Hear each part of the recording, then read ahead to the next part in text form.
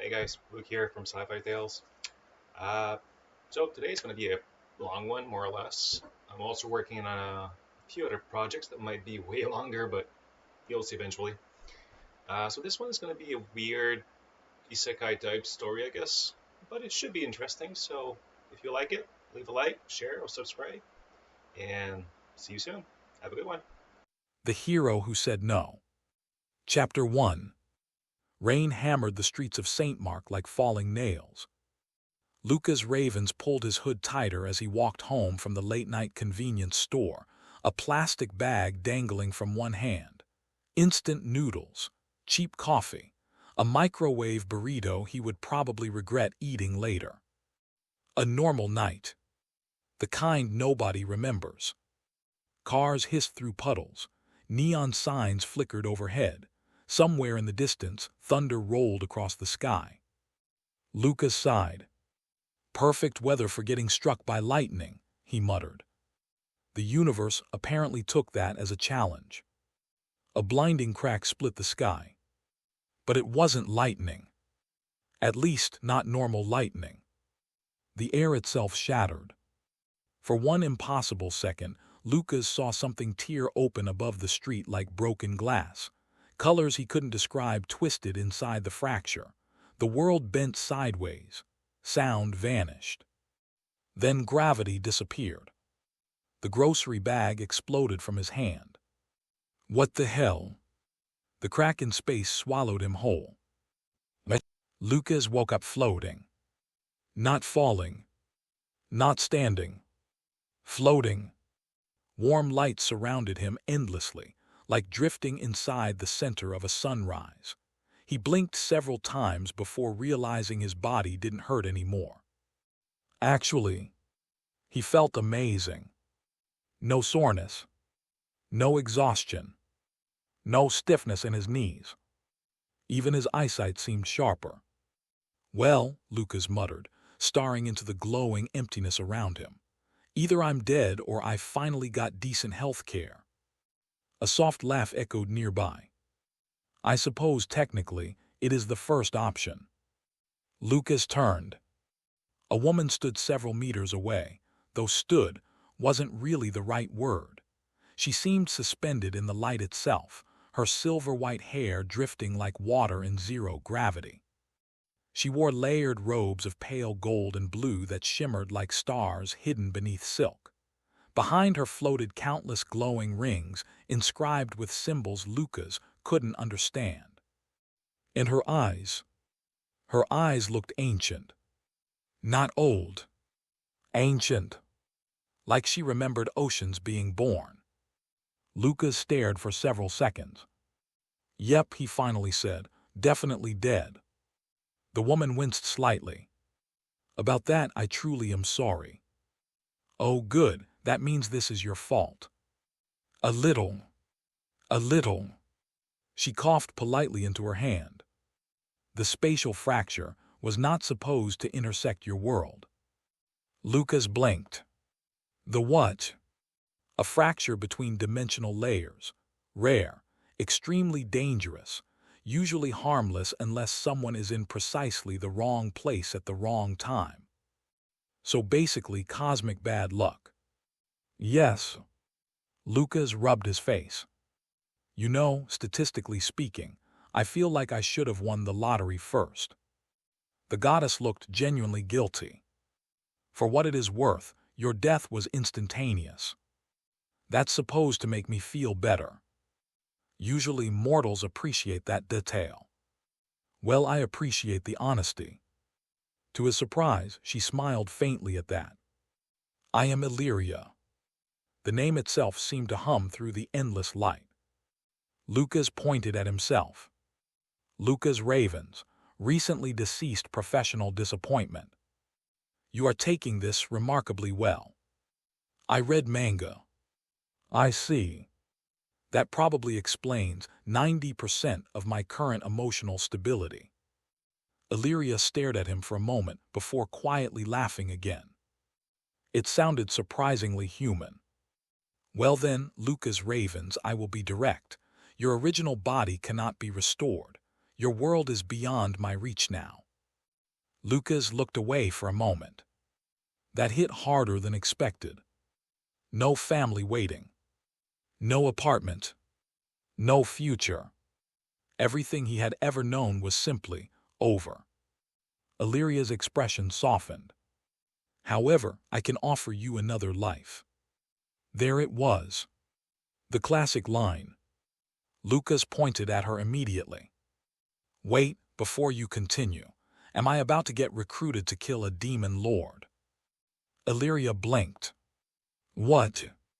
Dark King, evil empire, save the kingdom, collect trauma, probably harem-related complications. I know. Lucas narrowed his eyes suspiciously. You sure? Yes. Interesting, continue. Illyria straightened slightly, regaining some dignity. I govern several worlds. One among them is in need of more capable souls. You would be reborn there, younger, healthier, stronger than before.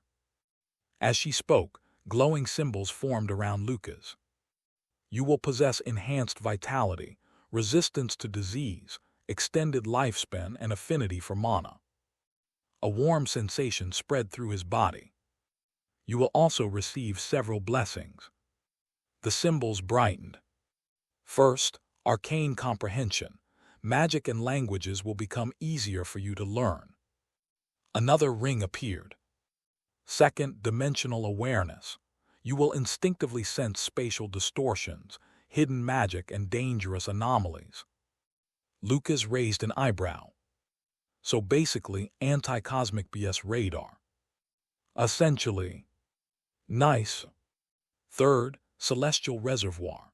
Your mana capacity will grow continuously throughout your life rather than remaining fixed. Oh, that sounds broken. It potentially is. Excellent. Illyria continued. Fourth, adaptive regeneration. Minor wounds and illnesses will heal rapidly. Lucas stared. Did you accidentally turn me into a protagonist? You already were one from your perspective. Fair point. A final symbol appeared. And lastly, a single emergency spell. A glowing crystal formed before him. Random spatial translocation. Lucas frowned. That sounds suspicious. It is. You may use it only once. It will instantly teleport you away from mortal danger. To somewhere safe. Illyria hesitated. Safer. Lucas sighed deeply. Of course. The destination will be random. That's even worse. It is still preferable to death. Fair. Illyria waved her hand gently. Light surrounded Lucas completely now. Your new body will resemble your younger self, approximately 19 years of age. Lucas looked down as his hands changed subtly.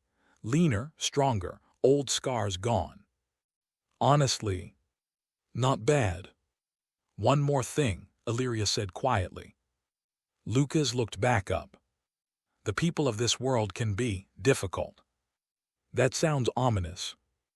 Please try not to destabilize civilization too much. Lucas grinned. No promises. For the first time, Illyria actually laughed openly. Then the light swallowed everything. Cold stone. Voices. Panic. Lucas opened his eyes. La crap. He stood inside an enormous circular chamber covered in glowing runes. Candles burned everywhere. Dozens of people surrounded him. Nobles. Priests. Knights. Several looked moments away from fainting. One old man in golden robes dropped to his knees instantly. The summoning succeeded. Another gasped. The hero. Lucas closed his eyes slowly. God damn it. A woman wearing an elaborate white headdress approached the magic circle with tears in her eyes. The goddess has answered our prayers. Actually, Lucas said immediately, she specifically did not. Nobody listened. The hero has descended from the heavens. Lucas pinched the bridge of his nose. This was exactly the kind of situation every Isekai protagonist stumbled into. Royal manipulation, religious pressure, political nonsense, probably followed by forced military service and betrayal somewhere around Volume 6. A fat nobleman waddled forward, covered in jewels. Young hero, the kingdom of Valthuria welcomes you. You have been chosen to aid us against the demon lord and her monstrous armies. Lucas stared at him, then at the terrified servants nearby, then at the heavily armored guards, then back at the obese noble, struggling to breathe after walking 10 feet. No. Silence. The noble blinked. I beg your pardon. No thanks. The head priestess stepped forward carefully. Hero, perhaps you do not understand. No, I understand perfectly, Lucas interrupted. You summoned a random stranger from another world to fight your war for you. Murmurs spread instantly through the chamber. The nobleman puffed himself up. It is the goddess's divine will. No, it isn't, Lucas replied immediately. She literally never mentioned any of you. That caused visible panic among the clergy. One priest paled dramatically. Heresy. She seemed pretty nice actually, Lucas continued. Little guilty about accidentally killing me, but otherwise polite. Complete silence. The nobles looked horrified. The priests looked confused. Lucas folded his arms. Look, I've read enough fantasy stories to know how this goes. You people praise the summoned hero while the war's happening, then either fear him or dispose of him afterward because he's too dangerous. Several faces in the crowd changed, just enough to prove he was absolutely correct. Lucas pointed immediately. See that face right there? You absolutely planned something. The accused noble nearly choked. I did not.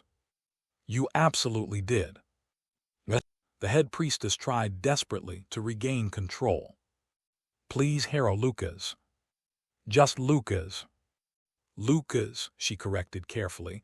Our kingdom stands on the brink of annihilation. The demon lord's armies advance each month. Entire provinces have fallen. And whose fault is that? The room stiffened. Lucas gestured around the chamber. You've got nobles stuffed with luxury while your soldiers look underfed. Half your guards have damaged equipment. Your priests are covered in gold while peasants are probably starving outside. Nobody answered. Which was answer enough. Lucas sighed. Yeah, thought so. The king himself finally rose from his throne near the back of the chamber. Unlike the others, he looked exhausted rather than arrogant. Then what would you have us do? The king asked quietly.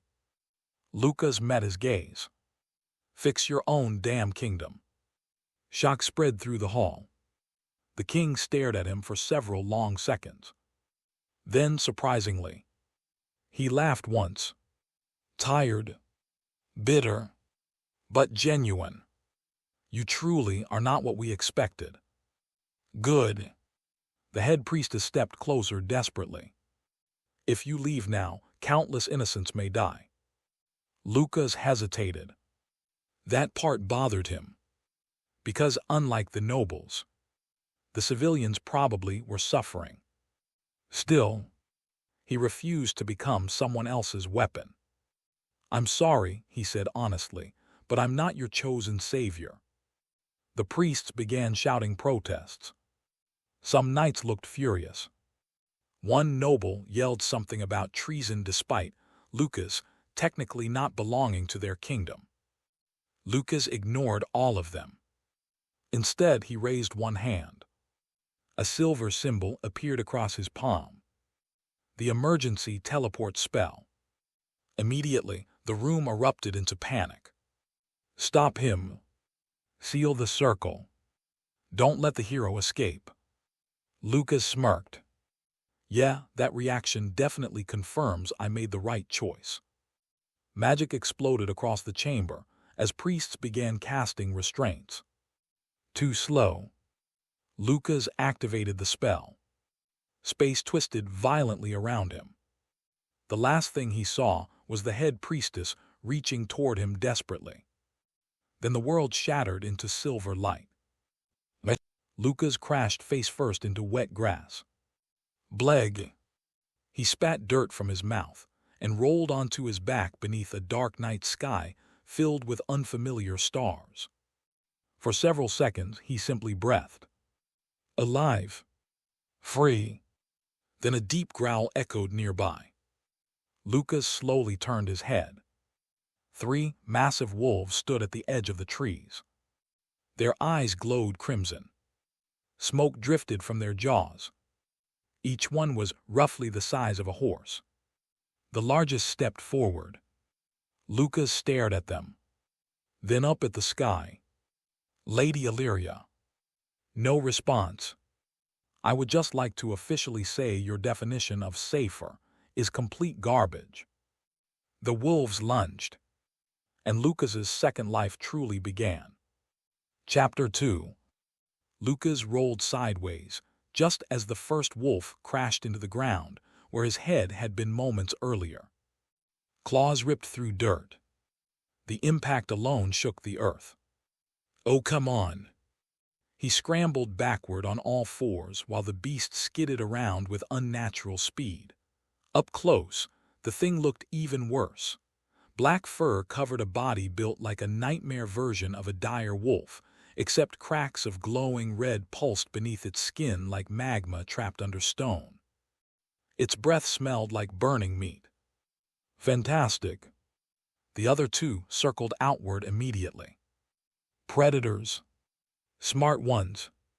Lucas stood quickly, heart hammering. Okay, he muttered. Magic world, giant murder wolves, trial by fire, literally. The largest wolf growled low in its throat. Then flames burst from its jaws.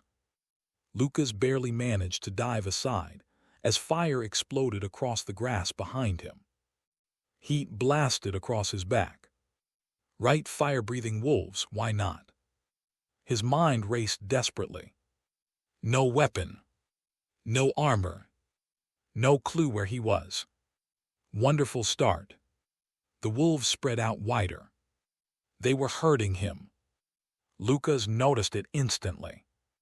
Oh, hell no. Another lunged. This time Lucas reacted on instinct. Something inside him moved. Mana. He felt it surge through his body like electricity. Reflexively, he threw out one hand. A translucent barrier flashed into existence. The wolf slammed into it with a thunderous crack. Both Lucas and the beast recoiled in opposite directions. Lucas stared at his hand. I can do that. The wolves looked equally offended. One of them snarled and began circling slower now. Cautious. Lucas exhaled shakily. Okay, all right, magic is real, cool. The largest wolf lowered itself again. Lucas suddenly felt it. A faint pressure in the air. A flow. His new senses. Dimensional awareness. Mana moved around living beings like heat waves. The wolves burned with violent crimson energy, concentrated mostly around their jaws and claws. Weak points. Maybe. Lucas had absolutely no combat training, but panic was a powerful motivator. The alpha lunged again. Lucas reacted instinctively. Mana surged through his arm. He swung. A blast of compressed force exploded outward. The invisible impact struck the wolf midair and launched the massive creature sideways into a tree hard enough to crack the trunk. Everything froze. Lucas blinked. The wolf blinked. Did I just punch magic? The answer came in the form of the other two, attacking simultaneously. Lucas yelped and ducked under snapping jaws while desperately throwing another burst of force outward. It struck one wolf in the shoulder, spinning it sideways. The third slammed into him. Pain exploded across his ribs as he hit the ground rolling. Gah! Claws tore across his arm. Hot blood splashed across the grass. Lucas panicked, then stopped.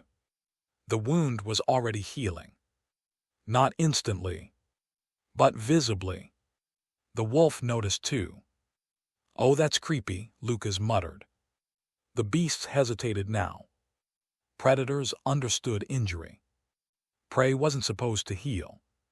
Lucas slowly stood. Mana pulsed around him wildly now, responding to adrenaline and fear. He could almost feel the energy gathering unconsciously in his body, like instinct trying to teach him something. The alpha wolf rose from the broken tree, furious. Then all three attacked together. Lucas thrust both hands forward. Something snapped into place inside his mind. A spell. Not words. Understanding. Mana erupted outward in a violent shockwave. The ground exploded. Grass flattened. The wolves were hurled backward like ragdolls. One slammed into a boulder hard enough to break its neck instantly. The other two crashed through brush and trees with pained yelps. Silence returned. Lucas stood there breathing heavily. Holy shit. One surviving wolf whimpered somewhere in the darkness. Then both fled into the forest. Lucas remained frozen for several more seconds before his legs finally gave out beneath him. He collapsed onto the grass. Adrenaline drained away all at once. The night suddenly felt much colder. Well, he muttered weakly toward the stars, that could have gone worse. A branch snapped nearby. Lucas immediately sat upright again. Oh, you have got to be kidding me. Shapes emerged between the trees. Not wolves. People. 4 of them. They moved cautiously with weapons drawn, lantern light flickering across leather armor and travel cloaks. Adventurers, maybe. The first was a tall woman with dark braided hair carrying a spear nearly as tall as she was. Beside her walked a broad-shouldered man wielding an axe. A younger blond man held a bow halfway raised. The last member, a silver-haired girl in blue robes, stopped dead upon seeing Lucas. What? Lucas probably looked insane from their perspective. Covered in blood, standing near a dead infernal wolf. No equipment. No camp. No horse. No visible supplies. The spearwoman narrowed her eyes. You killed a magma fang. Lucas looked at the dead wolf. Apparently. The axe-wielder grunted. That's impossible. Buddy, Lucas sighed, you and I are having very different weeks. The silver-haired mage stared intensely at him. There's almost no mana exhaustion. Lucas blinked. No, what now? All 4 adventurers exchanged glances instantly. The spearwoman stepped forward carefully. Who are you? Lucas considered it briefly. There was probably a correct answer here. A smart answer. A safe answer. Instead, he said, random guy accidentally abducted by dimensional nonsense. Silence. The blond archer whispered toward the others. He hit his head. Probably, Lucas admitted. The spearwoman studied him for several long moments before lowering her weapon slightly. My name is Sarah Vane, leader of the bronze-ranked adventuring party Ashenwake. Lucas pointed weakly at himself. Lucas. The axe-wielder crossed his arms. That all? Currently, yes. You got a family name. Lucas hesitated. Would using his real name matter here? Probably not. Ravens. The silver-haired mage's eyes widened slightly. Noble. In the old northern kingdoms, Ravens was once a noble house name. Lucas deadpanned. Trust me, I'm definitely not nobility. The axe-wielder snorted. Good, nobles don't survive alone in the Blackwood. Lucas looked around slowly. The what? Now all four adventurers stared at him. You don't know where you are? Sarah asked. Nope. What kingdom are you from? Also unclear. The archer lowered his bow slightly. He's serious. Lucas rubbed his face.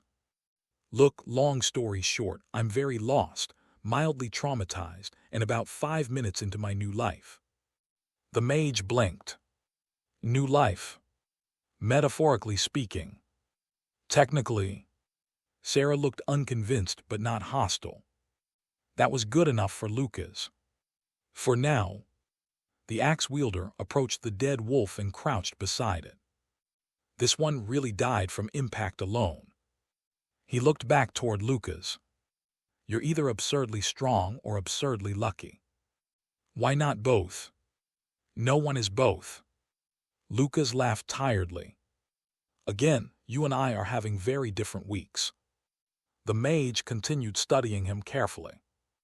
Lucas noticed she hadn't stopped since arriving. Almost like she could sense something unusual about him. Which, to be fair, she probably could. You used raw mana projection, she said quietly. Lucas blinked. I used what? Her expression shifted slightly. You do know. Lucas spread his arms. Lady, 6 hours ago I worked retail. Silence. Then unexpectedly, the archer burst out laughing. Hard. Full doubled-over laughter. Even Sarah looked like she was fighting a smile. The axe-wielder groaned. Oh gods, he's serious. Lucas pointed accusingly. Listen, I got dropped into Murder Forest after magical religious extremists tried recruiting me into a war. I think I'm allowed one confusing evening. The group froze instantly. Sarah's expression sharpened. Recruiting you. Oops. Lucas mentally kicked himself. Too much information already. The silver-haired mage stepped closer. What war? Lucas stared at all four of them carefully. Then sighed. Well, this is probably going to become a problem eventually anyway. Chapter 3. The campfire crackled softly beneath the trees. Lucas sat on a fallen log, while the adventuring party watched him with varying levels of suspicion. Mostly suspicion.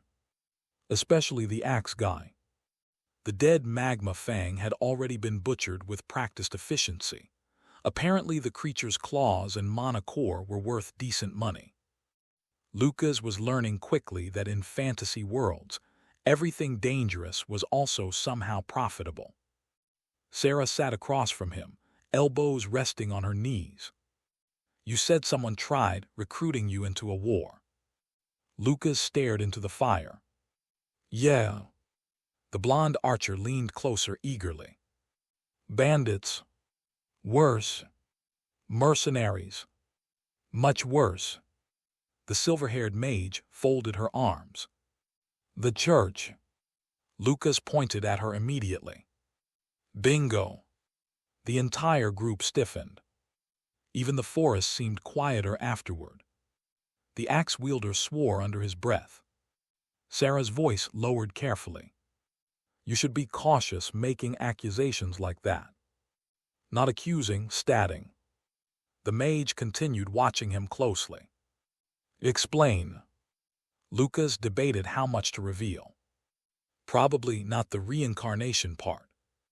Definitely not the goddess part.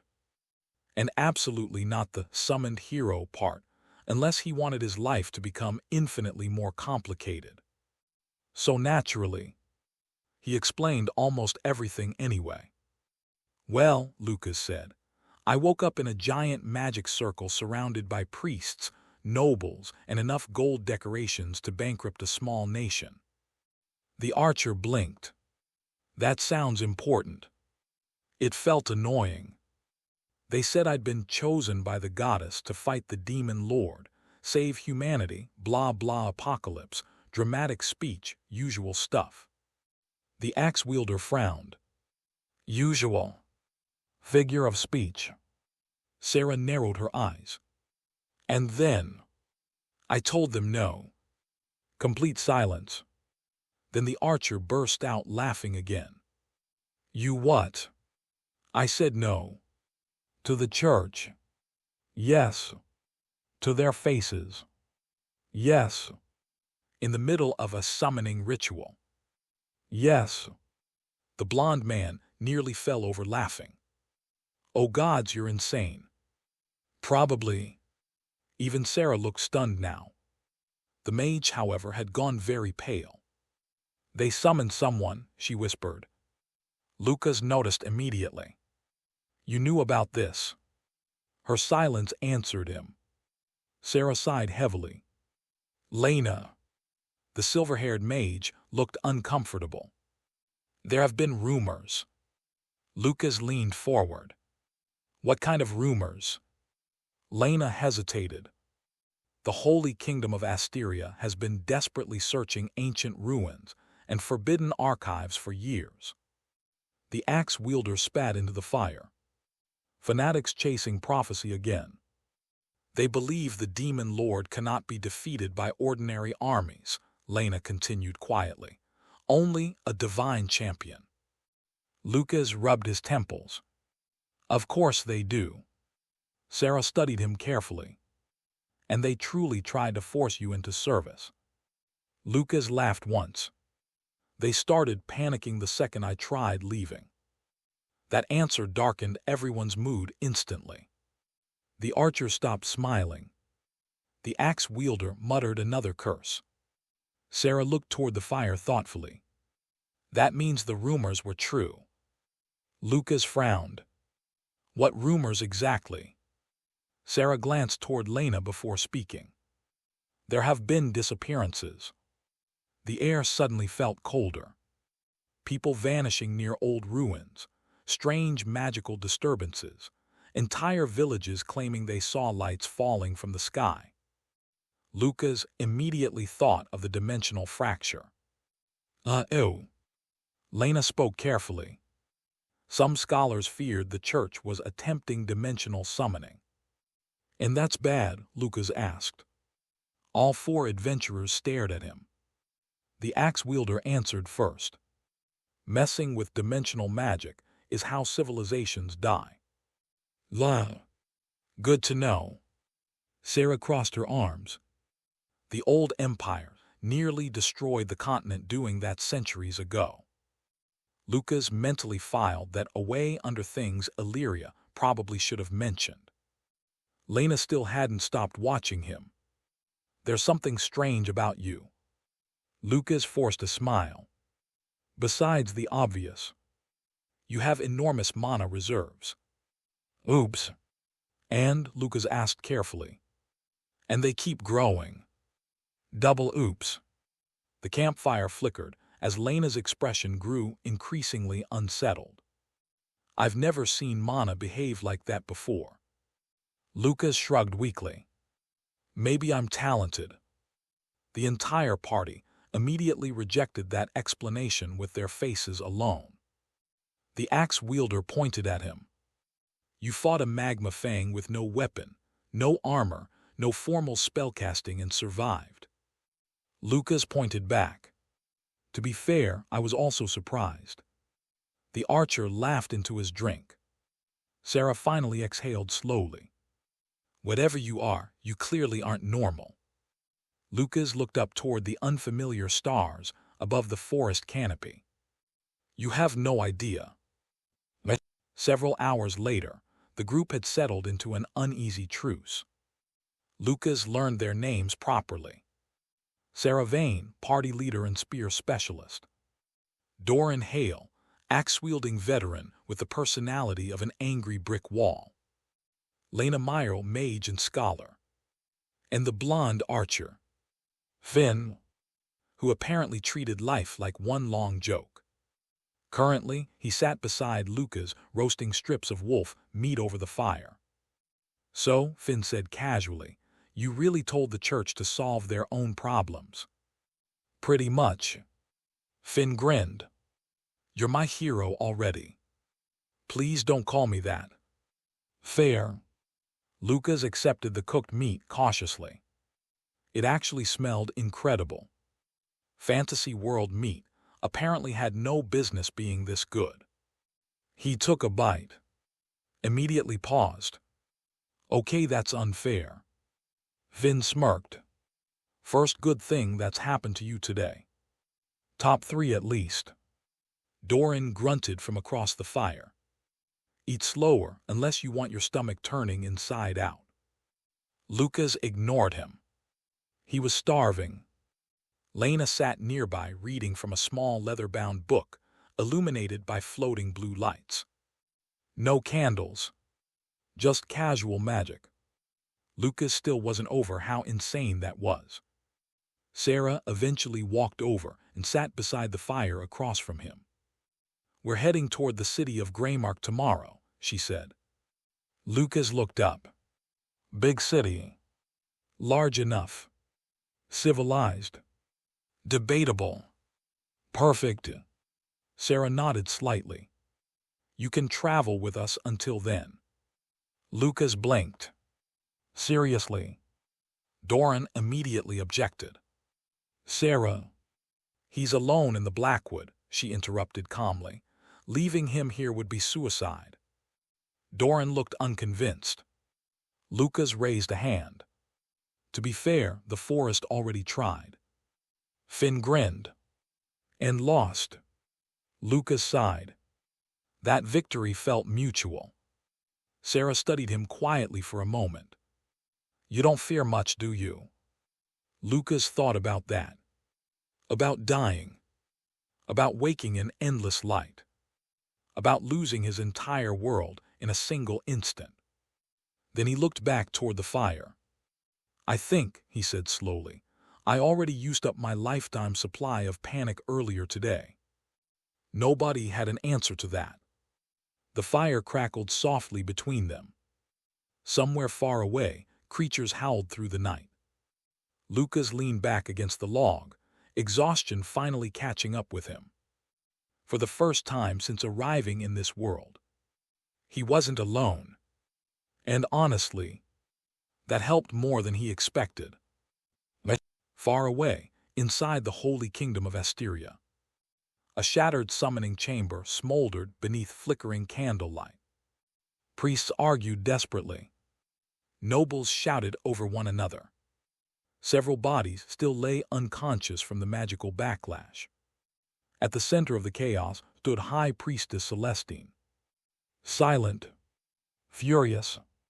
"The hero escaped," one noble hissed. "Find him immediately." "You heard what he said. He rejects the divine will. He may join the demon lord." Another priest trembled visibly. But he spoke of the goddess directly. Celestine slowly raised one hand. The chamber fell silent instantly. Her pale eyes stared at the cracked summoning circle, at the lingering traces of impossible mana still hanging in the air. Then she spoke quietly. "He is real." The nobles exchanged confused looks. Celestine continued. "The summoning succeeded beyond expectation." A chill spread through the chamber. "He possesses divine blessing." One priest swallowed nervously. "Then what do we do?" Celestine's expression hardened. "Find him before anyone else does." Far beneath the cathedral, ancient bells began to ring. Not in celebration, but warning. Because for the first time in over 500 years, a true otherworlder had returned to the continent. Chapter 4. Lucas discovered two important things the following morning. First, fantasy worlds had beautiful sunrises. Second, sleeping on the ground absolutely sucked no matter what universe you were in. His back felt like it had lost a fight with a staircase. Rise and shine, city boy, Finn said cheerfully while kicking his boot lightly. We leave in 10. Lucas groaned into his rolled-up cloak. I died once already, let me rest. No. You're cruel. Yes. Doran walked past carrying supplies. If he keeps complaining, leave him here. See, Lucas pointed weakly. That man is emotionally unavailable. I can still hear you. Good. Sarah ignored all of them while checking maps near the dying fire. Lena sat beside her already awake, somehow looking perfectly rested despite sleeping outdoors. Lucas suspected magic. Or witchcraft. Possibly both. After a painfully cold breakfast and an even colder stream water wash, the group finally resumed traveling. The Blackwood stretched endlessly around them.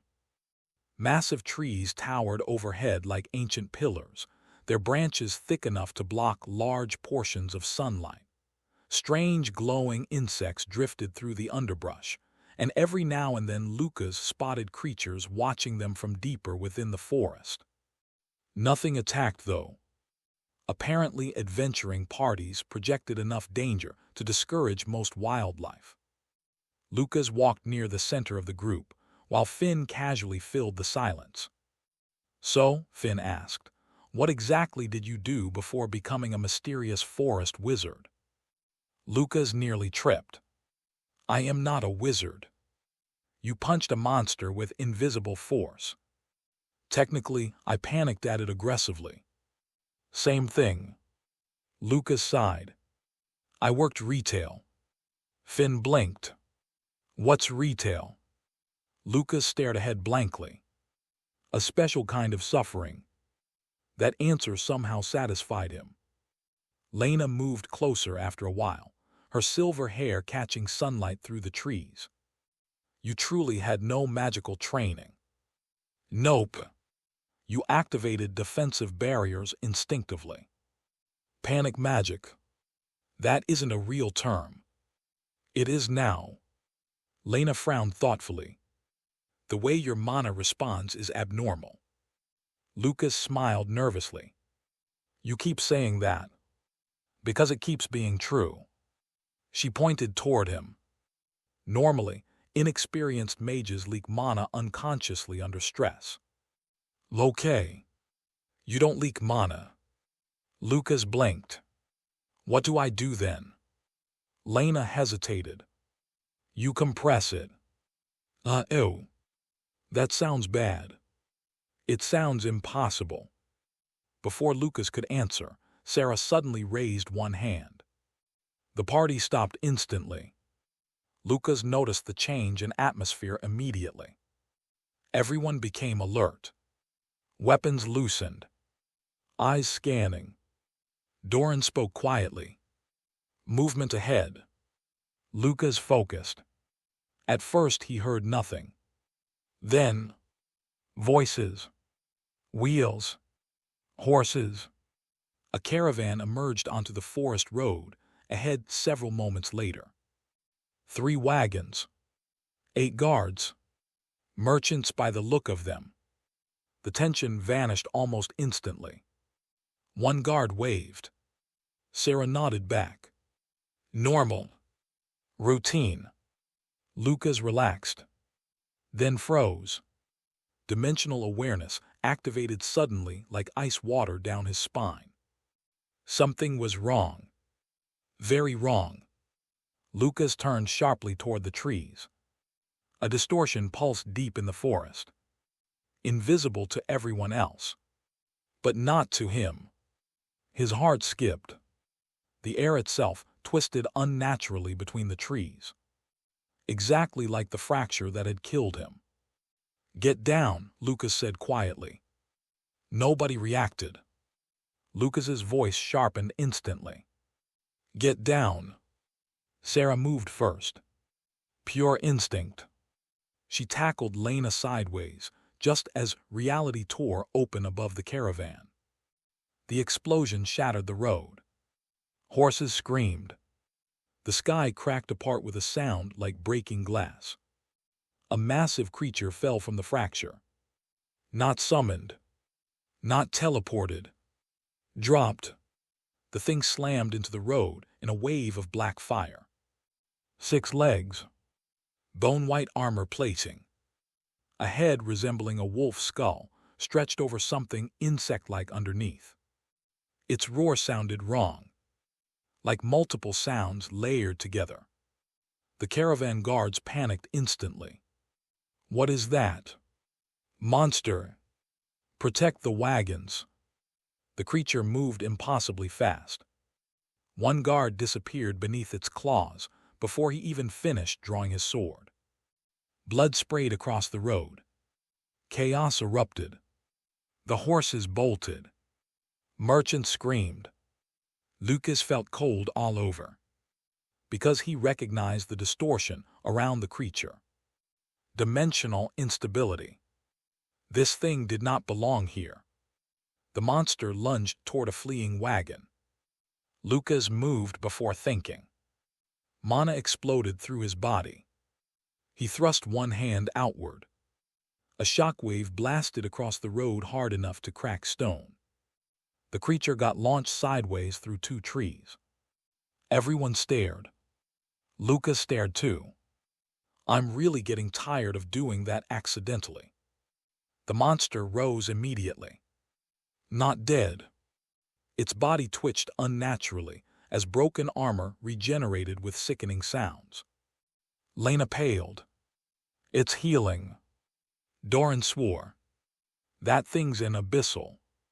Lucas looked at him. A what? No time. The creature charged again. This time straight at Lucas. Fear surged through him. But something else came with it now. Instinct. Mana flowed naturally toward his hands, toward patterns his mind somehow understood without ever learning. Lucas stepped forward. The world slowed. He could see the mana inside the creature now. Chaotic, violent, but unstable near its chest. Weak point. Lucas slammed his palm forward. A concentrated blast erupted point blank. The impact detonated like cannon fire. The abyssal flew backward across the road, carving a trench through dirt and shattered stone. One of its front limbs exploded completely off. Silence followed. Everyone stared at Lucas in horror, including Lucas. Okay, that one definitely wasn't an accident. The abyssal shrieked. Black energy poured from the wound as the limb began regenerating again. Lena's voice shook. That amount of mana output is impossible. The creature lunged again. Then Sarah intercepted it. Her spear flashed silver. For the first time, Lucas saw her truly fight. Vast. Inhumanly fast. She spun beneath the monster's claws and drove her spear directly into a crack Lucas had blasted open earlier. The spear ignited with blue mana. The abyssal screamed. Doran charged from the side immediately afterward, with a 2-handed axe strike powerful enough to split armor plating apart. Finn's arrows followed instantly, each one glowing green before exploding on impact. Teamwork. Professional. Lucas realized suddenly. These people were strong. Like genuinely strong. He had just accidentally landed among very capable adventurers. The abyssal reeled under the assault. Then the dimensional fracture above it pulsed again. Another shape started emerging. Lucas's stomach dropped. Oh hell no. Without thinking, he raised both hands toward the fracture itself. Mana surged violently through him. Every instinct screamed the same thing. Close it. The distortion resisted. Reality trembled.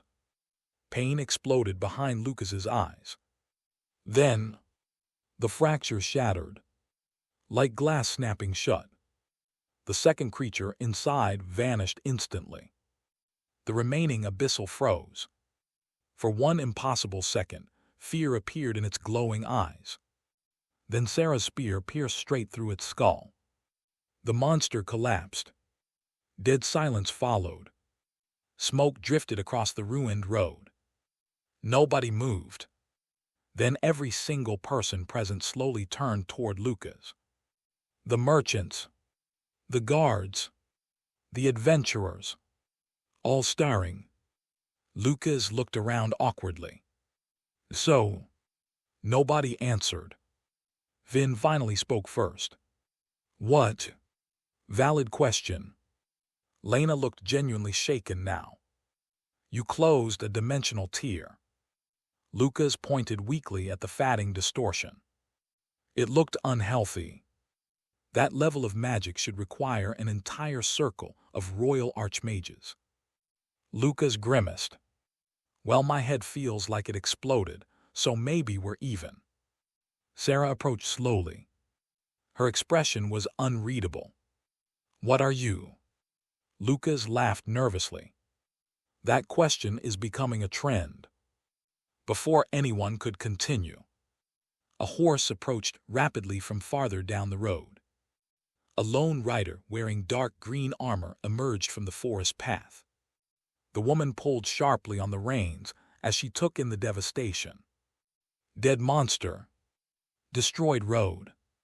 Panicked merchants. Then her eyes landed on Lucas. Specifically, on the fatting silver mana still surrounding him. Her expression changed instantly.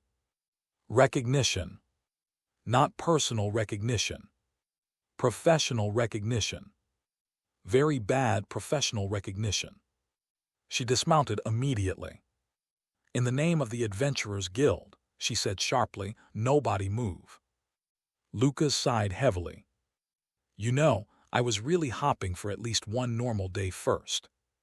Chapter 5. The silence after her announcement was sharp enough to cut through the smoke. In the name of the Adventurers Guild, she repeated, stepping forward with deliberate control, nobody move. Her armor wasn't ceremonial. It was practical, reinforced leather layered with light steel plates, worn from travel rather than display. A short sword hung at her side, and the badge on her chest glowed faintly with embedded mana. Official. Experienced. Dangerous in a completely different way than monsters were. Lucas immediately raised both hands. Just to be clear, he said, I am not resisting the concept of not being murdered. The woman's eyes flicked to him. Cold.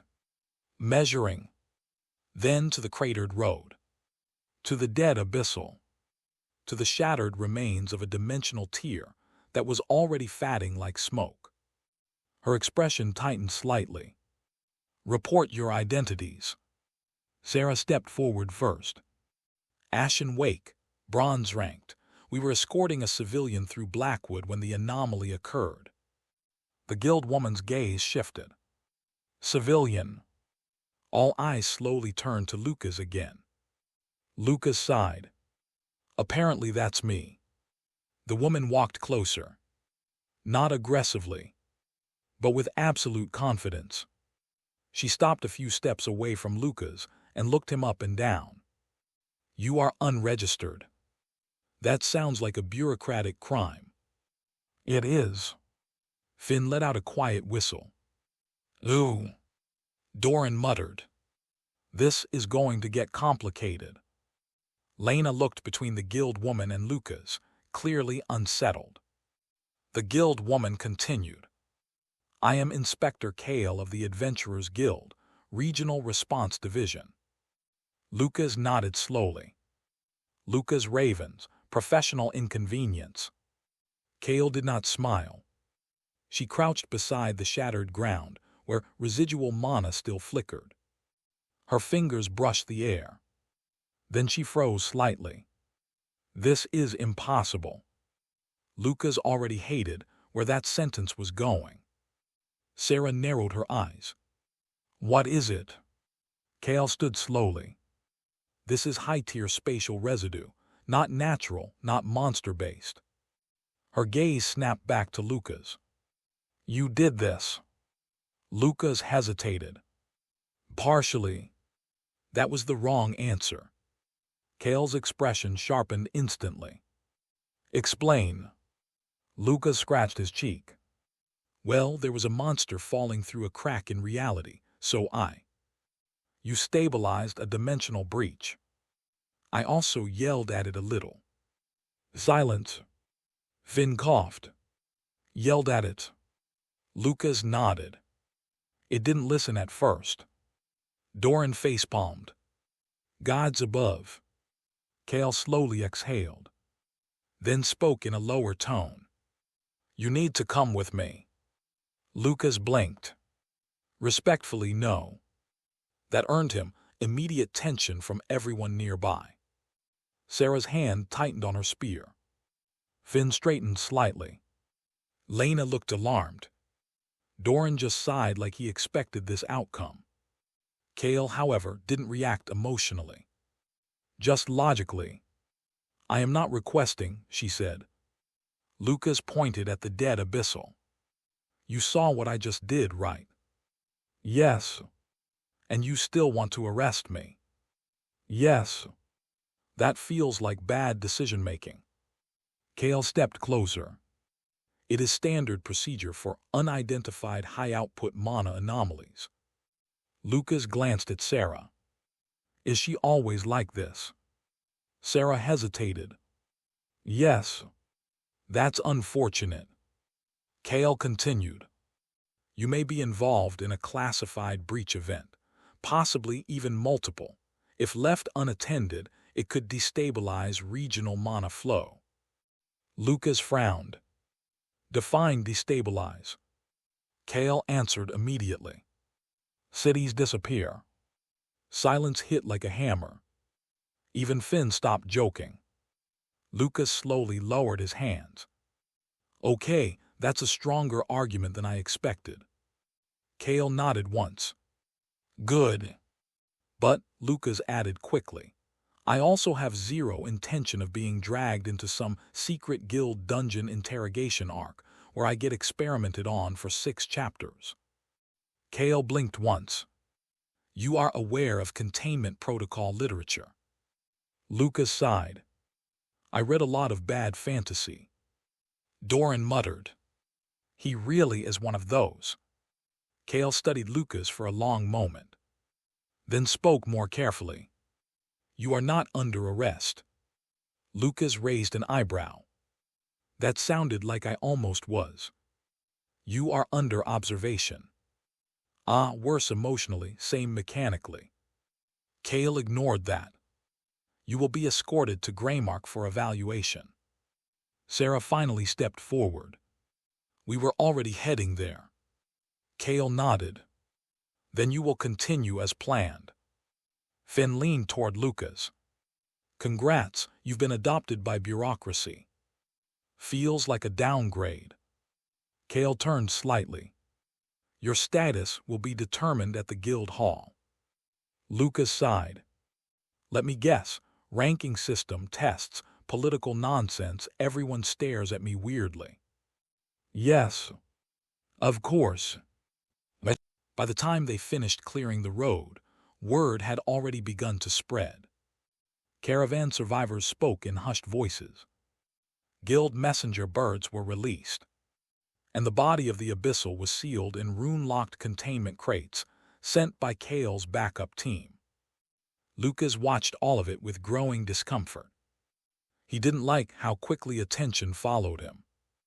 In his old world, being noticed meant maybe a manager complimenting your shift. Here it meant armed organizations showing up within the hour. Great upgrade. Just fantastic. As they resumed travel toward Greymark, Kale now rode slightly ahead of the group, clearly keeping Lucas within visual range at all times. Finn leaned over again. So, he whispered, you think you're famous yet?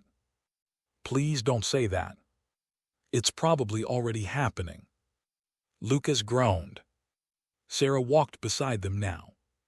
You shouldn't provoke the guild, she said quietly. I wasn't trying to. You refused them earlier too.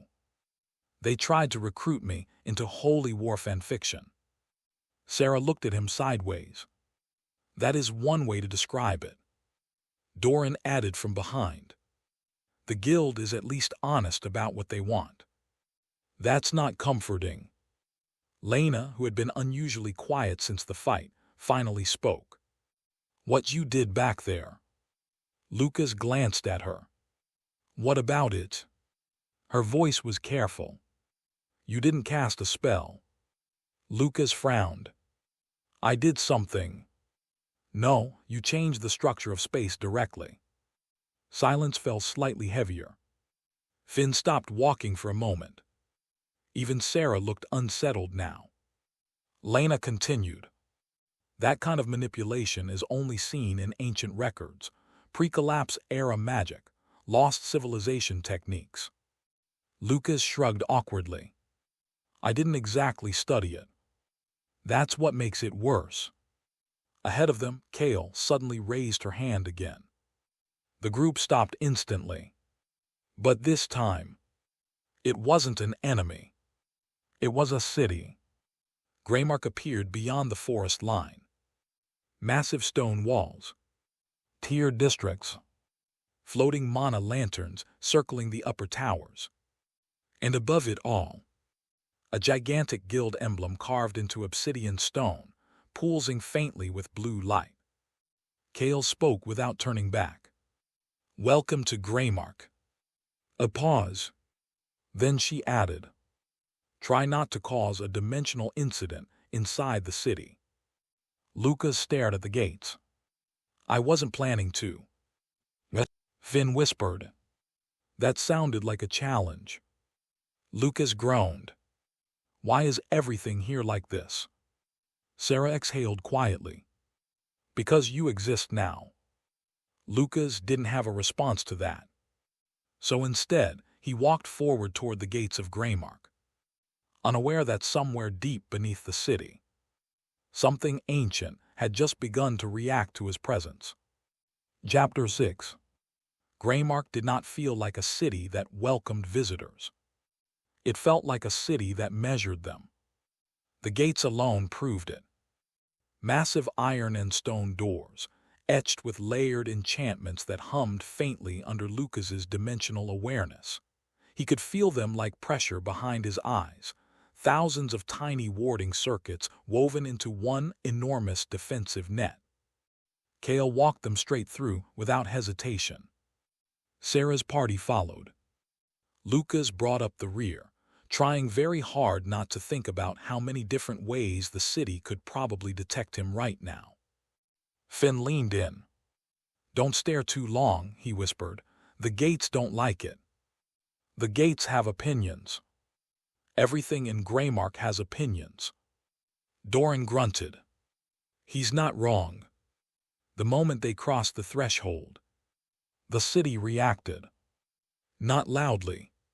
Subtly. A faint shimmer passed through the air like a ripple in water. Lucas felt it immediately. Recognition. Detection. Then hesitation.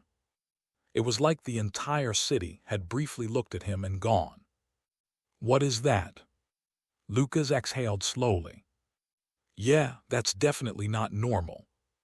Kale didn't look back. That is the city's mana lattice, registering an unknown anomaly. Love that for me. They passed through the inner gate. And Greymark opened up. The streets were alive. Caravans rolled along wide stone roads. Flying lanterns drifted between buildings on guided mana currents. Automated carts hummed along rail lines embedded into the ground. Merchants shouted over each other from layered market platforms. And everywhere, adventurers, soldiers, guild inspectors, mages in cloaks marked with glowing insignias. Greymark wasn't just a city. It was a machine. A living system built around commerce, combat, and control of the wilderness beyond its walls. Lucas slowed as he took it in. Okay, he muttered, this is actually kind of impressive. Finn grinned. Right, best city in the region. Doran added, also the most dangerous to get drunk in. Sarah nodded once. And the most watched. Lucas immediately stopped walking. Watched how? Lena answered quietly. Surveillance arrays, monosensing towers, guild observation points. Lucas stared upward. Every tall structure seemed to have faint glowing threads connecting it to others. A net. A literal city-wide detection system. So if I sneeze wrong, someone knows. Kale replied flatly. Yes. Lucas sighed. I miss my old world. Finn blinked. You said you worked retail. I stand by that statement. They continued deeper into the city. And that's when Lucas noticed something else. People were staring. Not just normal curiosity. Not just new adventurer in town looks. This was different. It was sharper. Focused. Like rumors were already moving ahead of them. A merchant whispered to another. A guard paused mid-step. A mage in a tower window leaned forward too quickly. Lucas slowed slightly. Okay, he muttered. Why do I feel like I'm trending already? Sarah didn't answer immediately. That was answer enough. Kale finally stopped in front of a large building near the central district. The Adventurers Guild Hall.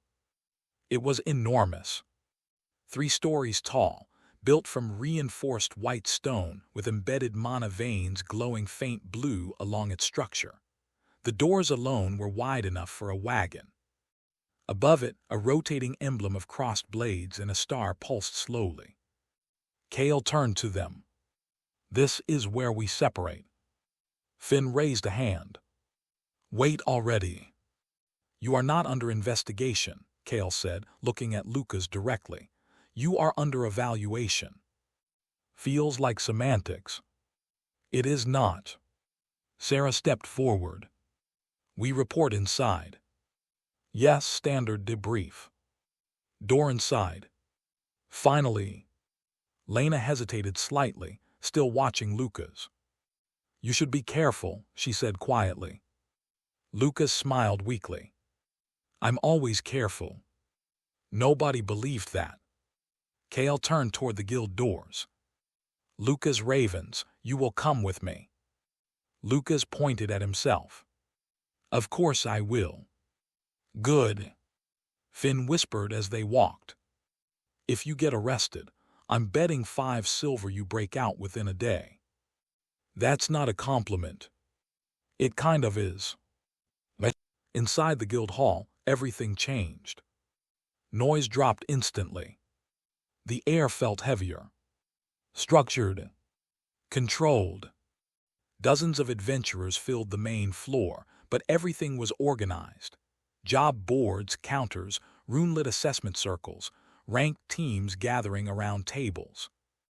It felt like stepping into a military command center, disguised as a tavern. Lucas hated how familiar it looked. Kale guided him directly toward a staircase leading upward. Upper level, she said, restricted access. Of course it is. They passed several guild officials, who immediately paused when they saw Lucas. Whispers started instantly. Lucas caught fragments. Blackwood incident. Abyssal class. Dimensional breach. Him. Great. He was officially a rumor now. They reached a sealed corridor. Kale placed her hand on a rune panel. The doors opened. Inside, a circular chamber filled with floating crystal records. Monosuspended documents. Holographic-like projections of maps, creature data, and incident reports. And at the center, a single massive crystal floating above a stone pedestal. It pulsed once when Lucas entered. Then twice. Then stopped. Kale narrowed her eyes. Interesting.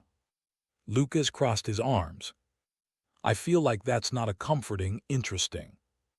It means the system cannot classify you. Fantastic. A second voice spoke from the shadows. Calm. Old.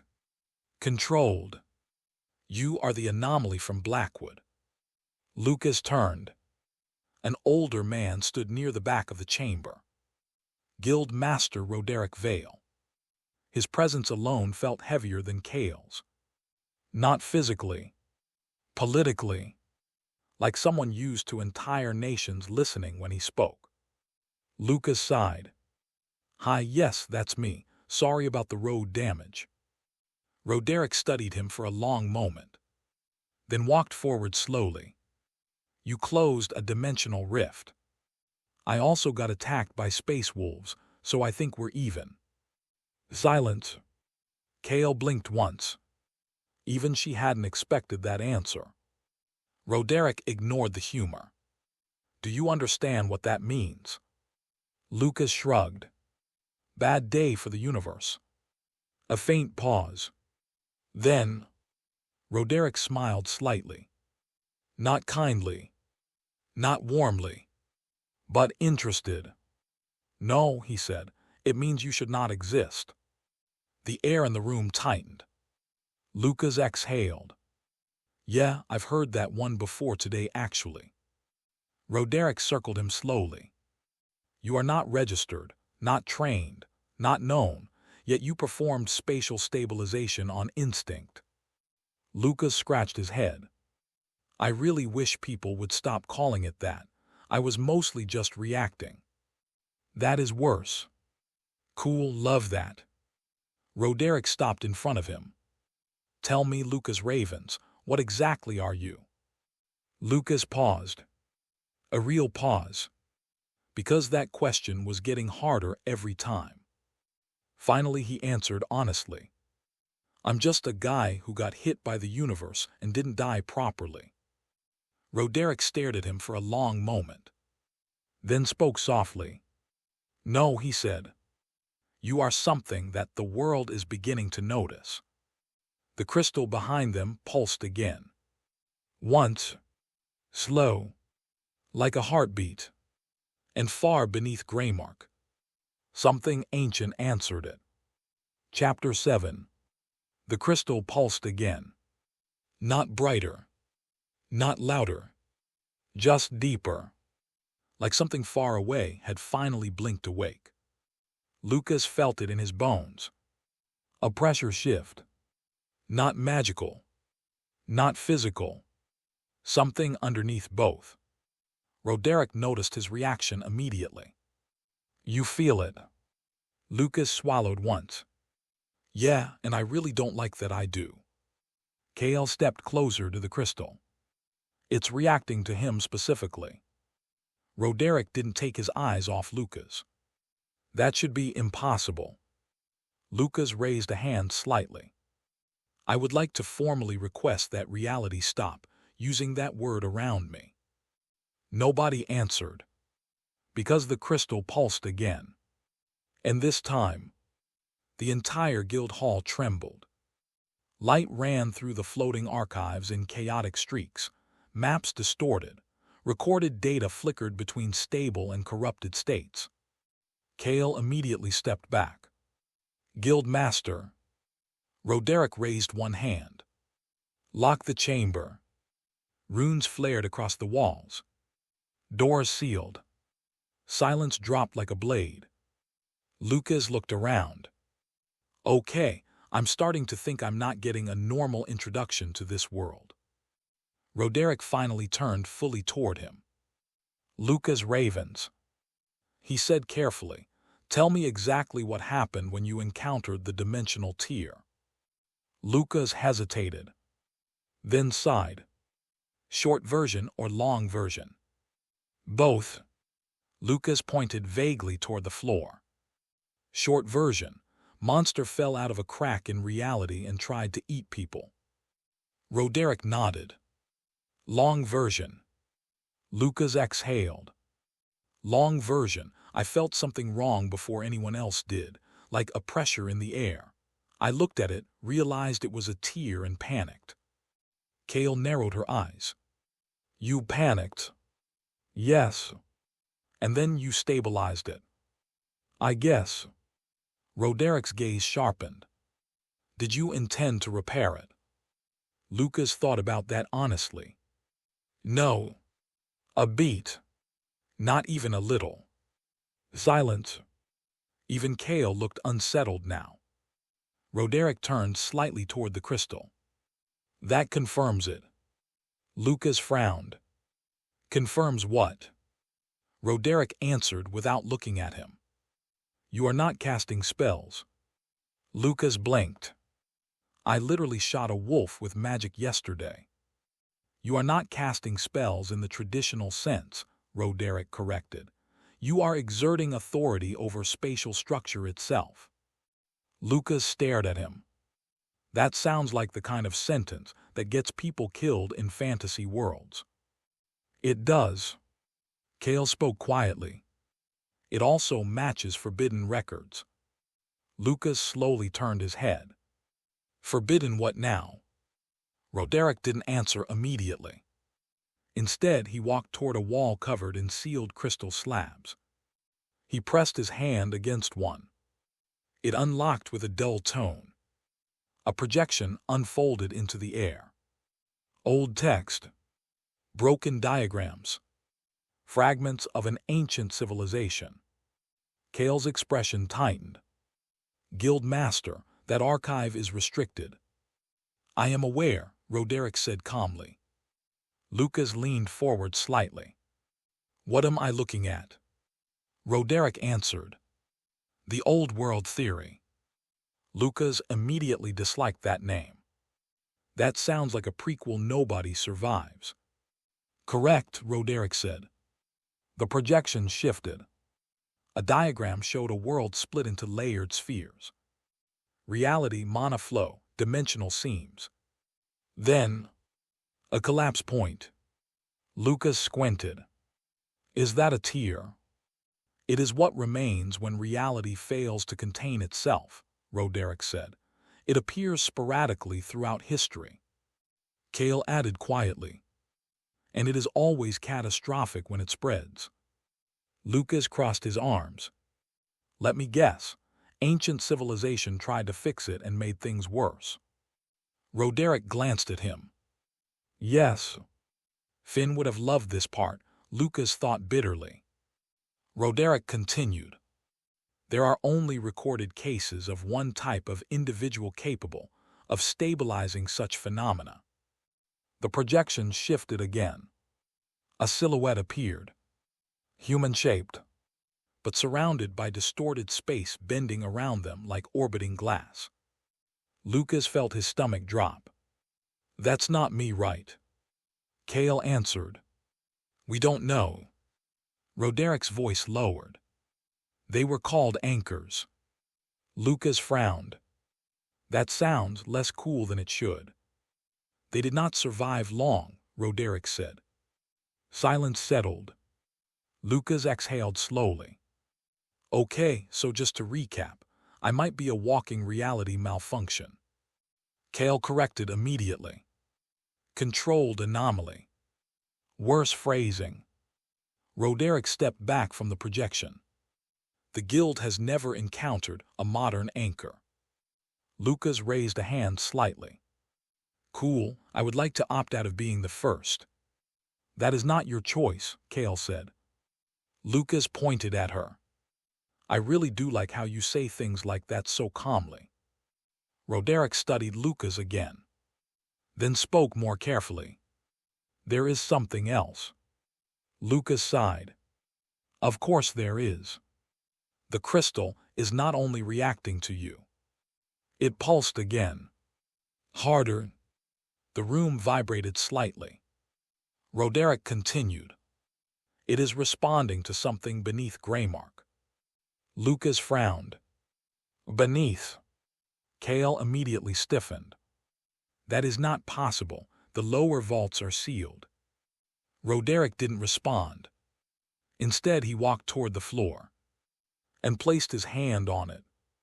The crystal's glow synchronized instantly. Lucas felt it then. A pull.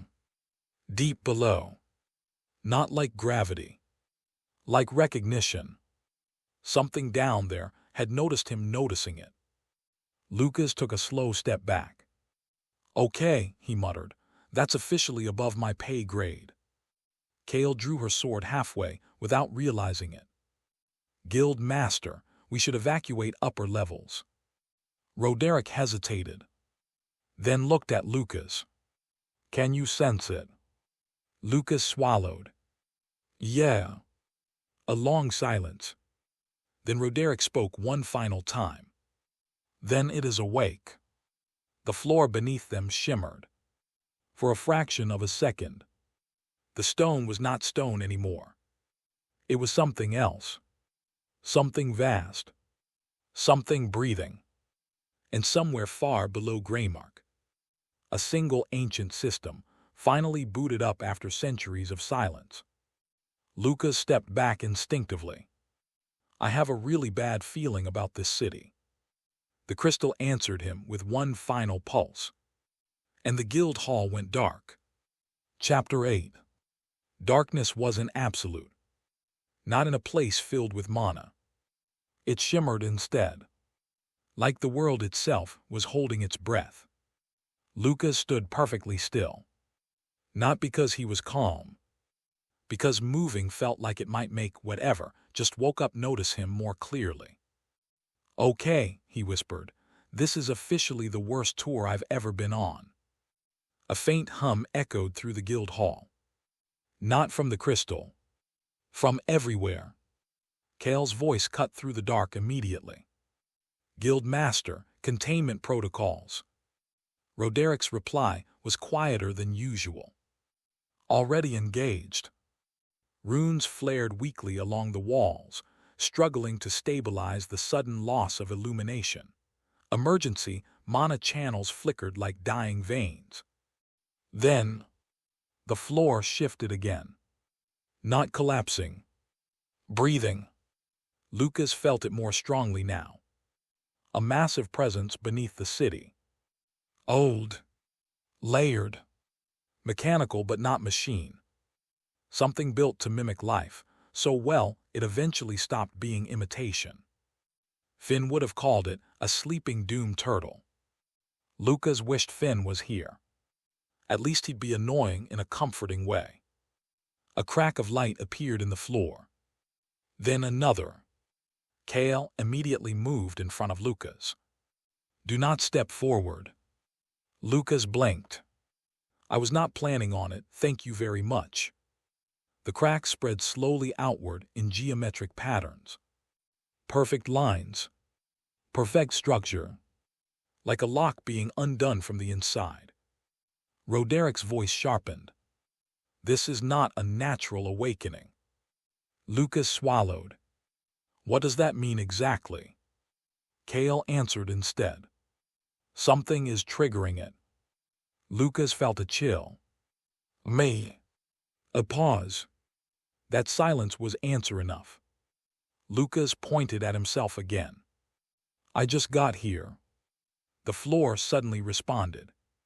A pulse surged upward. All at once, every crystal in the chamber lit up violently. The guild hall returned in a flash of unstable blue light. And beneath it, something opened. The world shifted. Lucas was no longer in the guild hall. He was standing in a vast underground chamber that should not have existed. Massive pillars stretched into darkness above him, carved with ancient runes that pulsed faintly like a sleeping heartbeat. The air was thick with mana, so dense it felt like breathing underwater. Kale appeared beside him instantly, sword drawn. Roderick followed a moment later, expression hardened. "Spatial displacement," Roderick muttered. "It pulled us in." Lucas looked around slowly. "This is under the city." No one corrected him. Because it obviously was. Finn, Sarah, Lena, Doran, none of them were here. Just the three of them. And the silence of something impossibly large. Then, a sound. Click. Like metal locking into place. Kale raised her blade slightly. Movement. Lucas turned toward the sound.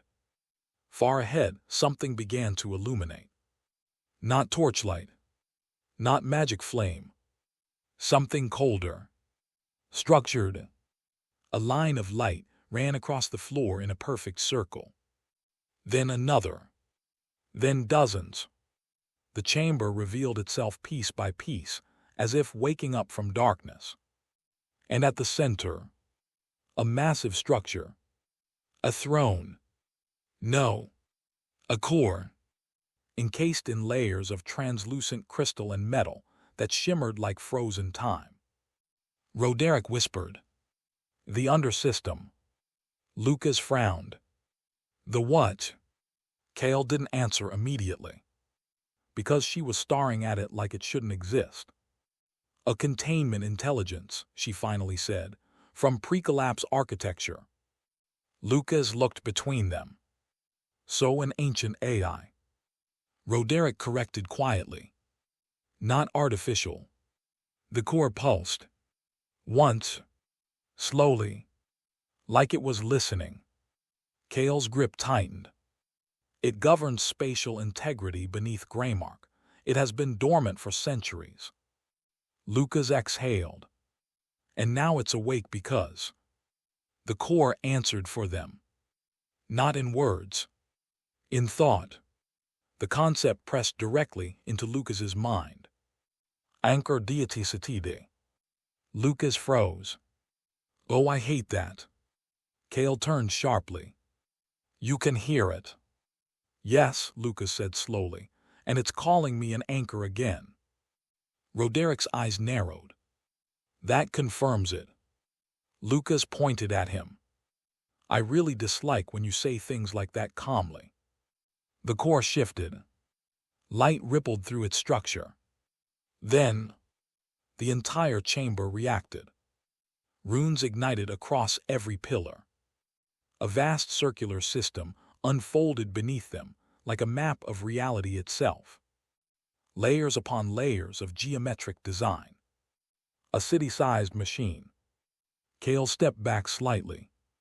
This system was designed to stabilize dimensional collapse events. Lucas stared upward. So it's a giant emergency repair system. Yes. Why is it under a city? Roderick answered grimly. Because the city was built on top of it. Lucas slowly turned. That is the worst foundation decision I've ever heard. The core pulsed again. And this time, it moved. The entire chamber responded. Mechanisms far larger than buildings began shifting somewhere in the dark below. A deep grinding sound echoed through the stone. Kale looked alarmed now. This shouldn't be active without authorization. Lucas raised a hand. Okay, just to be clear, I did not authorize anything. The core responded immediately. Authorization override, anchor class. Lucas blinked. It keeps calling me that like it's a title I should be proud of. Roderick stepped closer to him. Lucas, what exactly did you do when you closed the tier earlier? Lucas hesitated. I told it to stop being open. Kale stared. That is not a technique. It worked. The chamber shook slightly. Then, a second voice entered. Not the core. Not the guild. Something older. Faint. Fragmented. Anchor return. Lucas felt his stomach drop. That is not the AI talking, is it? Roderick's expression darkened. No. Kale whispered. There are remnants down here. The core brightened suddenly. And beneath them, something else began to awaken in response. Not a system. Not a machine. Something that had been sealed inside the system. Lucas took a slow step back. Okay, he muttered. This city is officially a layered disaster. The ground split open slightly ahead. A narrow path of light formed, leading downward. Deeper, much deeper. The core's voice echoed again in his mind. Anchor required, stabilization event imminent. Lucas stared at the path. I am really starting to miss the wolves. Kale turned toward Roderick. We cannot allow him to proceed alone. Roderick nodded slowly. No, we cannot. Lucas pointed at both of them. I feel like I should have been consulted in this decision-making process. Kale stepped forward. You are already involved. That's my least favorite sentence in this world. The path of light widened. Inviting. Waiting. Like something had been sealed for so long that it no longer remembered what patience felt like. Roderick exhaled once, then looked at Lucas. If you are truly an anchor. Lucas frowned. Please stop saying that. Then you may be the only thing that can prevent this city from collapsing. Lucas stared at the glowing descent. A long silence passed. Then he sighed. Yeah, he muttered, that sounds about right for my new life. And he stepped forward into the darkness below Greymark. The city above them trembled softly, as something ancient finally recognized its operator had returned. Chapter 9. The moment Lucas stepped onto the path of light, the world changed its rules again. It wasn't teleportation this time. It felt more like gravity deciding it had opinions. The corridor beneath Greymark stretched downward in impossible angles, like reality had folded itself into a spiral staircase designed by something that hated straight lines. Kale followed immediately. Roderick came after her, slower, more cautious. Behind them, the entrance sealed with a heavy thunk that echoed through the stone like a final warning. Lucas glanced back once. So just to confirm, he said, we are now willingly walking into the creepy underground machine that called me Anchor. Kale replied instantly. Yes. Roderick added, correct. Lucas sighed. Cool, love teamwork. They continued downward. The deeper they went, the more the air changed. Mana thickened. Not in a comforting way. In a pressure-building behind-the-eyes kind of way. Lucas could feel the undersystem more clearly now. It wasn't just below them. It was around them. Like the entire city was resting on something alive and pretending not to notice. Kale finally spoke after a long silence. You stabilized a breach earlier without a ritual focus. Lucas shrugged. Accident. That is not a valid classification for spatial manipulation. It is in my life. Roderick studied the walls as they passed. These markings are older than the guild itself. Lucas glanced at them. They weren't just runes. They were instructions. Not language exactly. More like operational logic made physical. If this thing is so important, Lucas asked, why isn't anyone guarding it properly? Kale answered flatly. Because most people forget it exists. Lucas stopped walking. That's the worst security strategy I've ever heard. Roderick nodded once. It is also intentional. Lucas stared at him. Why would you build something like this and then forget about it on purpose? A pause. Then Roderick said quietly. Because it was never meant to be used casually. The path opened into a vast chamber. Lucas stepped forward and froze. The undersystem core was no longer just a structure. It was a world inside the world. Gigantic rotating rings of crystal and metal floated in layered orbits around a central sphere of blinding light. Each ring was etched with moving equations, shifting constantly, as if recalculating reality in real time. Below them stretched an endless lattice, a grid of glowing lines extending into darkness beyond sight. And inside that grid, fragments of sealed space, floating shards of broken reality, suspended like frozen tears. Kale went still. This is impossible. Roderick exhaled slowly. This is Greymark's foundation. Lucas stared. You built a city on top of that. Roderick corrected. We built a city because of that. The core pulsed and spoke again inside Lucas's mind. Anchor detected. This time the message was clearer. Stronger. Almost relieved. Lucas rubbed his face. I really do like how excited it sounds to see me. Kale stepped closer to the edge of the platform. The system is reacting at full activation level. Roderick's voice tightened. That hasn't happened in centuries. Lucas looked between them. So what does full activation do exactly? Silence. Kale answered. It starts repairs. Lucas blinked. Repairs what? The core answered for them. The entire chamber shifted. Light expanded outward in a massive pulse. And suddenly, Lucas saw it. Not with his eyes. With his awareness. The world above. Greymark. The forest. The continent. Cracks. Thousands of them. Some small. Some ancient. Some barely holding reality together. Roderick spoke slowly.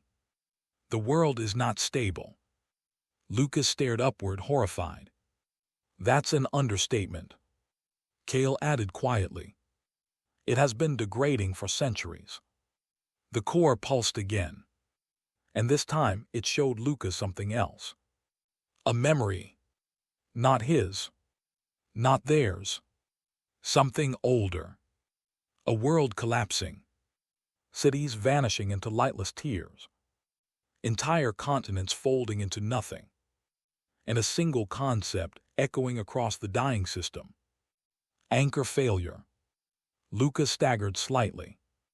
Okay, he whispered, that is not a good phrase. Kale turned sharply. What did you see? Lucas shook his head. I don't think that was a memory. It felt like a warning. Roderick stepped forward.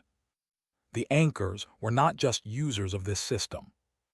He hesitated. They were stabilizers. Lucas looked at him. Meaning, they kept reality from collapsing. Silence. A long one. Then Lucas laughed once. It came out strained. You've got to be kidding me. Kale frowned. You find this amusing? No, Lucas said quickly. I find it statistically offensive. The core pulsed again. And the chamber responded violently. A massive ring above them rotated sharply. For the first time, something cracked. Not stone. Not metal. Reality itself. A thin fracture opened in midair above the chamber. Kale drew her blade instantly. Spatial rupture. Roderick's eyes widened. That fast. From the crack. Something fell. Not a monster this time. Not debris. A person. They hit the platform hard, rolling once before catching themselves. Armored. Heavily. Old-style guild insignia burned into blackened metal plating. The figure looked up and froze the moment they saw Lucas. Lucas froze too, because the man's eyes weren't just shocked. They were terrified. No, the stranger whispered, not again. Kale stepped forward. Identify yourself. The man staggered to his feet. I am Captain Arden Kess, he said hoarsely, last survivor of Outer Containment Unit 7. Roderick's expression darkened instantly. That unit was lost during the first collapse. Arden shook his head violently. It's happening again. Silence. The core pulsed. Hard. Lucas felt it in his chest. Arden pointed directly at Lucas. The anchor is active. Lucas raised both hands. Okay, I need to stop you right there. People keep calling me that, and I do not like where this is going. Arden ignored him. The system is waking up across multiple nodes, not just Greymark, everywhere. Kale tightened her grip. What triggered it? Arden looked at Lucas again. His voice dropped. An unregistered anchor-class entity entering the central lattice. Lucas exhaled slowly. So me again. Roderick closed his eyes briefly. This is becoming a pattern. Arden stepped closer urgently. If the system fully boots, it will attempt global stabilization. Kale frowned. That sounds like a good thing. Arden's expression twisted. It will rewrite unstable regions. Silence hit like a blade. Lucas went still. Rewrite. Arden nodded. Everything outside acceptable parameters gets corrected. Lucas slowly looked up at the floating rings above them. And what counts as unacceptable? The core answered. For the first time. Not gently. Not neutrally. But firmly. Deviation detected. World layer instability. A pause. Then. Anchor required for restructure. Lucas closed his eyes. I think your machine wants to use me as a wrench. Kale whispered. That is one way to interpret it. The chamber trembled again. More cracks opened above them. The system was accelerating. Roderick made a decision instantly. Lucas, he said sharply, can you control it? Lucas looked at him. Then at the core. Then at the fractures spreading across reality like veins of broken glass. Honestly, he said, no idea. A beat. Then he added.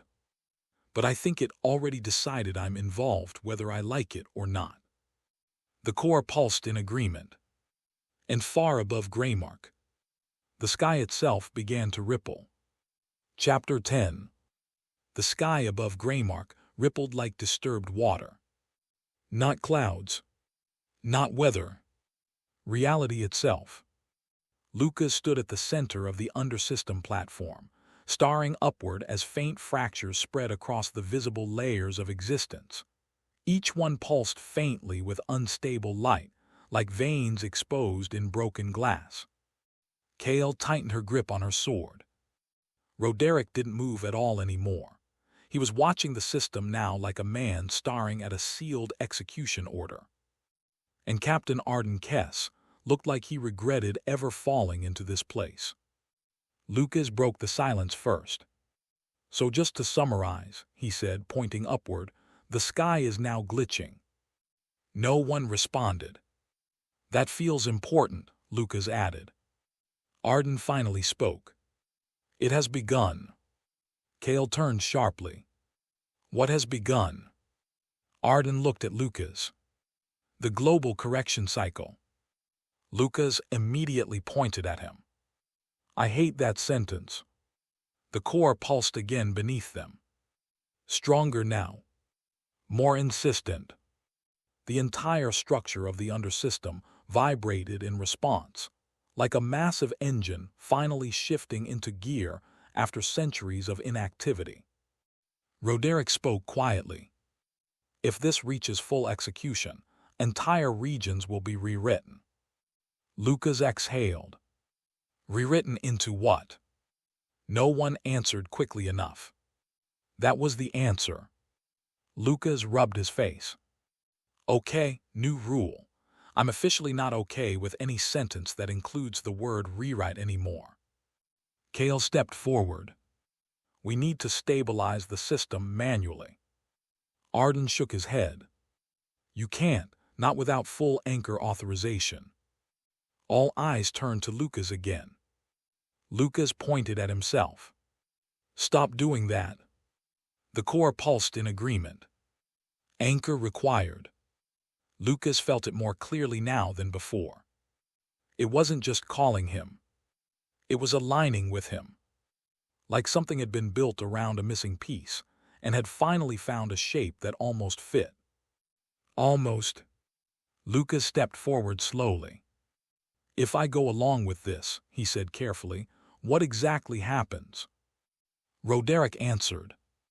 You stabilize the fractures, you prevent collapse. And I survive. A pause. Arden answered honestly. Unknown. Lucas let out a slow breath. Cool, love uncertainty. Kale spoke more sharply. You don't have to do this. Lucas glanced at her. Actually, I kind of do. That surprised her. Lucas gestured upward at the trembling sky. If that thing goes off and starts correcting reality, I'm guessing it doesn't ask politely before fixing people out of existence. No one disagreed.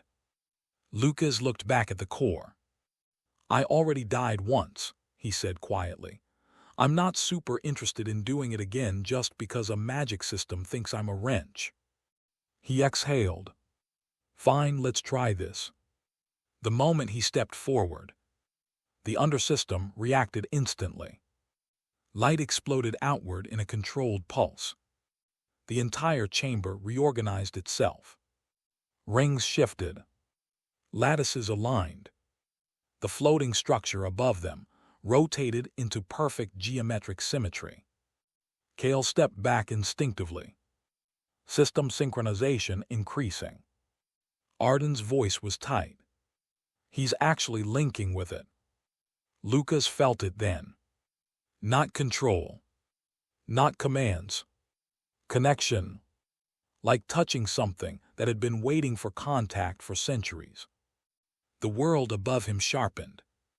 He could see every fracture now. Not just Greymark. Not just the forest. The entire continent.